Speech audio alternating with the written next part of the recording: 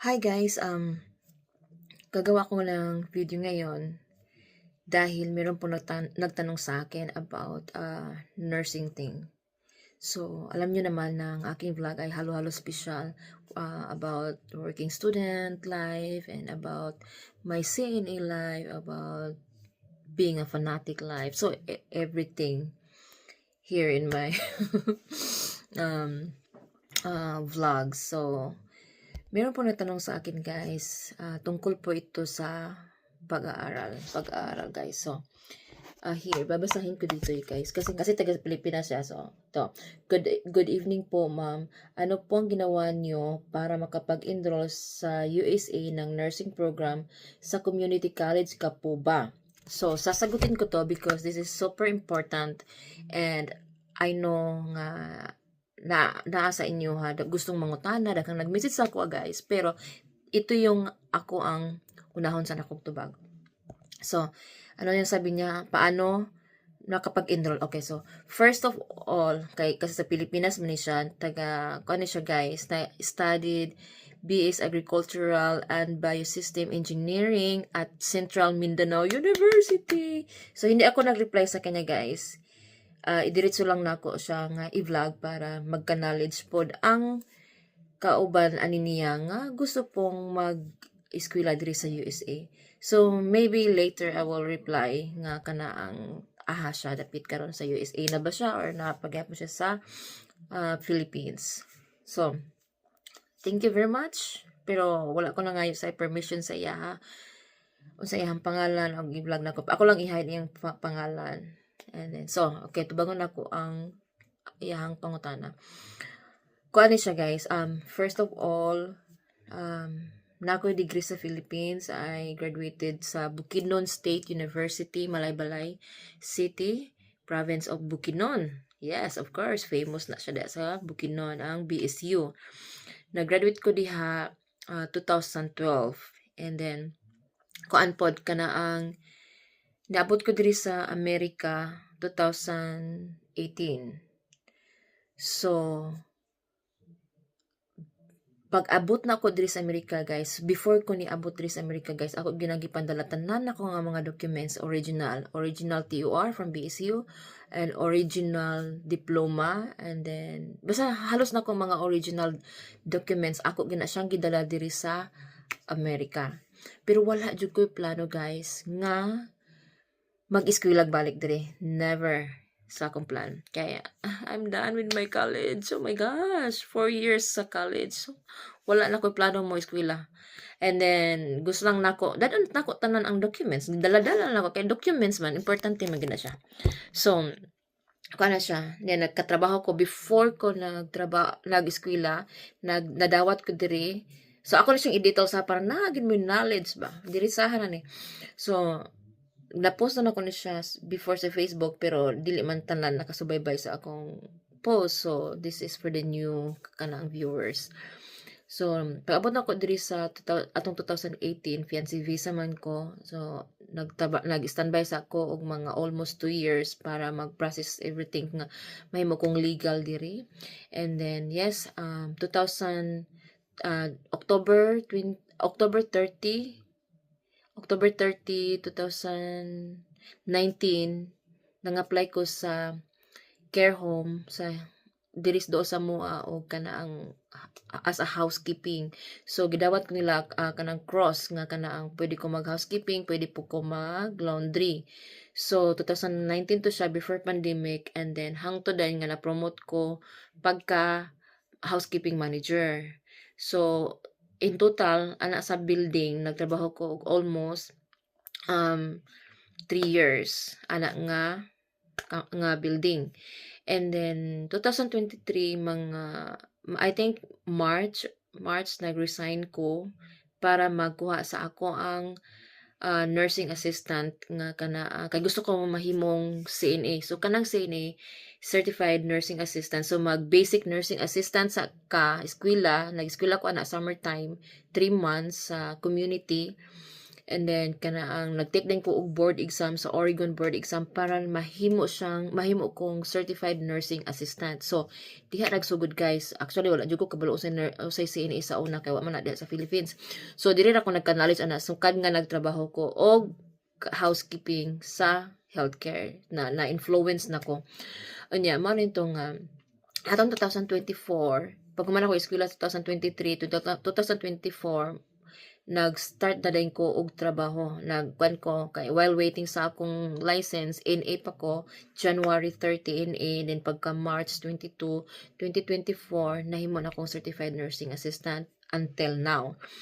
So, 2024 ko na CNA, and then 2025 December, nag-decide ko nga mag-proceed og kanaang nursing kuan gusto ko mahimong nurse kay na-influence na po kay actually ang akong bana sige na siya keep pushing me nga gusto gid niya mahimo kong nurse in one day pero ako mahadlok gid ko kay kana ang dili man ko wala na sa kuha kalisod anang nursing pero base sa ako ang environment dito ko na-influence na inspired gid ko nga gusto pa ko maka-learn og daghan gusto pa ko mo step up so mo to nga sakto gid akong bana nga dapat mo kuan jud ko mo keep pushing ko so akong bana is my number one supporter gid akong eskwela.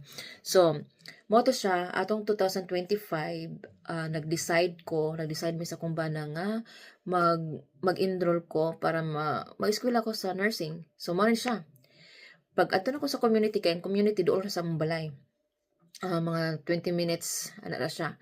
Yang community brato po na siya og tuition. For example, ang akong one subject bayad ko og mga almost $700. Brato na adri kay community. Unya, so mo to siya guys nga kanaang actually kulang pa ko knowledge about anang LPN, associate degree and BSN during that time. So but I have a nurse friend nga mahatag na ako og kanang information, may nga na one po na siya. Isa po to siya nga nagpa-inspire sa ako nga ngano mag-nurse ko puhon kay na-inspire gid ko sa iyang pagkamaayo. And then mao din to nga kana ang ato din ko og community kami sa akong husband nangutana ko nga kana ang gusto ko mag-eskwela og kana ang nga mahimo akong nurse puhon. So at first ato guys wala jud ko nagsaba nga naa ko'y degree so last minute to siya nga kanang ready na ko magpa-enroll ato excited na kay ko willing na ko mo go back sa akong tanang math kanang go back gid ba nga sa kanang from zero gid ba math English chemistry physics everything kay mama na ang imong sugdan ba. So pag mention ako dito guys nga kanang sa nursing advisor may ako nga you know what kanang nabi ako kuan kana ang degree sa Philippines pero dili nursing kuan ko sociology. So what you have a degree mo to sa gitabangan ko sa kuan sa advisor dadon ang ako ang kuan ang ipakita nako sa ilaha ang ako ang documents kung I have everything in our house mo to nga gipabalik din ko pagkaugma so dito na prepare tanan hanay tanan akong diploma ang ako ang TOR tanan ng mga original. So na guys lag copy gitabangan ko then mag-request din na sila. Itabangan ko request sa kuan na siya kanang request sa imo bitong eskwelahan didto i-confirm na nila nga kana ang i-evaluate nga kana ang kung tinuod jud ba nga di-graduate ko ana ay nga na klaro gud kay original ako pero sa legal nga process mo gina siya. So nagbayad ko ato og $300 gitawag kuan ako to siya gi-choose na ko tong nga tabangan ko sa eskwelahan kay kana ang di na ko ganahan maglangay-langay pag gusto nako now na nya di kay ko maayon sa mga device so nagbayad ko ato ambot pila to 100 something basta nagbayad ko to request sa evaluation so mo rin to nga isa naman tingito kaadlaw na dawat din ang ako ang nadawat na dayon tong evaluation nga kana ang mo to siya ang tanang subject nang gawas na dito nga mao ni ako nahuman bitaw unya kana ang sa community dayon gitagaan ko og 67 credits nga dili na nako dapat balikan so mao to nahitabo siya so ang akong prerequisite instead nga bumalik ko from the zero, so kung ano lang ka subject ang akong prerequisite. Isa ka math 95, algebra. So humulan na ako na siya atong last year, spring term. And then psychology 201, nahuman na siya summer class o writing 1-1 kinahanglan na nimo siya sa prerequisite. 1-1 mo lang writing thesis mo na siya, nahuman po na ako na siya sa ang summer kay grabe na siya, mura na siya accelerated, very fast pace. Kana siya nagdala ko og psychology 201 and English, so nahuman ako na siya summer 2025. And then psychology 237 life spam sa fall term. And then kay kanang 67 sa community na siya, kung ang ako magong plano sa ana mag-ADN ko associate kay 2 years after prerequisite. And then kung makapasar ka sa nursing program, mag 2 years na po ka sa ADN. So mao to siya, bio 112 ang akong next proceed para maka-proceed sa anatomy 1. Pero nag-change ko og route, wala na ko sa community karon, na nag-enroll na ko sa university, kinadawat po ko sa university. So instead of bio 112 nga gipangayo sa community, dili na siya pangayoon sa university nga akong gi-applyan. So mura siya, wala na koy bio 112, dito na ko sa basic biology 102. So mo na akong dadon karong summer sa university. And then pagkahuman dayon, mo to gitawag nga prerequisite. So kay wala naman ko sa community, ako na siyang gitransfer ang akong tanang credits sa university, from credits from Philippines o from community. So ilagi hapon kong gitabangan na nagpa-transfer. So kabalo na sila anak mo kuan o na-transfer na tanan akong credit. So mag-start na ko sa university karong summer. Muna na siya. Anya, kay tungod kay sa university naman ko, dili idiin akong kwaon, BSN, that's degree. So para to clarify lang, na LPN, na associate degree, na BSN. So ang LPN is 18 months I think, and then ang associate is 2 years after prerequisite, and then BSN is 3 years after prerequisite. So mao na siyang akong direction karon, ang BSN, ang degree. So yes, so kung ikaw katong sir kanang message sa ako kana ang if you are planning to apply, if you are planning to go to nursing program, kana ang adto sa eskwelahan, adto sa community or university, didto diretso pangayo og unsa nga kana ang subjects nga ilang makreditan gikan sa Philippines. And remember, ni-graduate ko sa Philippines 2012. So daghan gyapong credits nga ilang gihatag sa ako. I'm so grateful nga daghan jud kaayo ang ilang gihatag sa ako. So but sa imuhang case og aha ka nga America karon, pagkuan jud kanang adto gyud sa school, ayaw paminaw sa mga lain nga mga tao nga kuan kay lahi-lahi og case, kay ikaw kanang naman kay kanang degree, diretso pag set og appointment diretso sa advisor, didto ihan ay tanan ang imong mga documents, kay tabangan ka na nila, advisean ka nila unsa ang great opportunity sa imuha. Labi nang na degree, big impact na kana siya. Ako kay naman ko degree, actually na qualified ko sa accelerated program nga kana ang kuan siya, kana ang 12 months, pero of course dala gyud na nimo tanan ang mga subject, more stressful na siya, kay fast pace siya, pero pinaspasay na ba ambot lang. I have to think about that one sa accelerated, kung mugo ba ko sa accelerated or I will stay sa traditional nga 3 years. So in total 2 years prerequisite, kay di man ka basta-basta maka-proceed og kanang anatomy, kay ang anatomy diri sa Amerika, you have to pass first for the biology, the cells biology, and then kung makapasar ka na, mo proceed ka pugka sa next term og anatomy 1, and then mapasar nimo another term anatomy 2, and then kung mapasar na nimo siya anatomy 3, and then after anatomy 3 microbiology kung adto ka sa BSN, okay? Pero kung EDN di na ka kinahanglan og microbiology, kay pang BSN na siya. So mao to siya nga kana ang dili nimo siya pwede dunganon ang mga anatomy diri sa America, ambot lang sa Philippines kay di mo ko nursing sa Philippines. So mo na siya, it will take time to finish your anatomy here in America.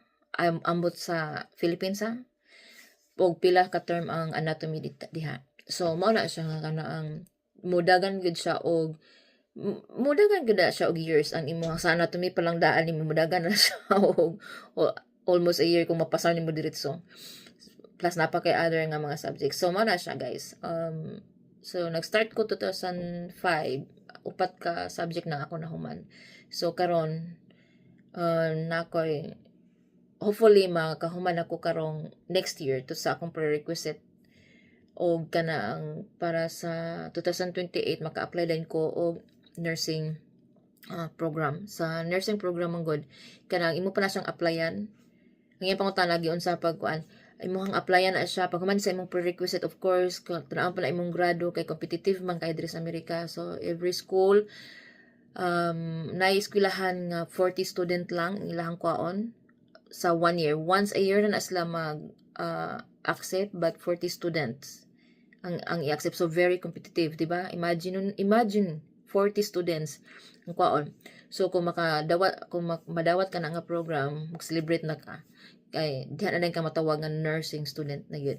So mao na ito nga kana ang diha na po ka another 3 years na sa kwa once nga madawat ko sa nursing program. 3 years na siya na akong dadon. O nya kana diha na po ang pathology, tanan na po nga mga lisod nga mga subject plus clinical and laboratory. So diha na ang more difficult. So yes, mo na siya. So mo nang akong tubag sa nangutanas ako, nag-message sa kuha, and then yes, nag-community ko last year some of my subjects, and then this coming summer mag start na ko sa kanaang university para magpadayon nga humanon ako ang prerequisite. So why I transferred sa university, ang eskwelahan sa university is more closer sa ako ang house. Bago lang ginamo na figure it out nga kana ang dool ra din na siyang eskwelahan sa mua. Unya kana ang di na siya gasto og gasolina kay kung i-compare na ko ato ko sa community, ang gasolina layo mas mahal. So mao na siya nga about ra ang presyo. So kung akong kuan ang mathematics, pero of course ang credit sa per credit sa university mahal gina siya. So kung ni bayad ko og kana ang one subject sa community like 700 something like that, depende. So mas mamahal gid ang sa university.